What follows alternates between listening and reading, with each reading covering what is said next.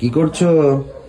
আরে দাঁড়িয়ে দাঁড়িয়ে এখানে দেখছি তত্ত্বগুলো, যেটা আমাদের বাড়ি থেকে তোমাদের বাড়িতে এসছে, মানে রিসেপশনের তত্ত্ব। দেখো কত তত্ত্ব এক জায়গায় করে রাখা হয়েছে, মানে এই পুরো বারান্দাটায় ধরেনি এত তত্ত্ব। তোমাদেরকে তো গুনে বলবো কতগুলো তত্ত্ব এসছে, তার আগে অবস্থা দেখো। অবস্থা দেখো এখানে তত্ত্ব, এই যেগুলো হচ্ছে দানের সেই বাসন, কলসি, তারপরে হচ্ছে বালতি, থালা থালা গ্লাস বাটি গুলো জানি না আছে, আশেপাশেই কোথাও আছে, এখন খুঁজে পাওয়া যাচ্ছে না।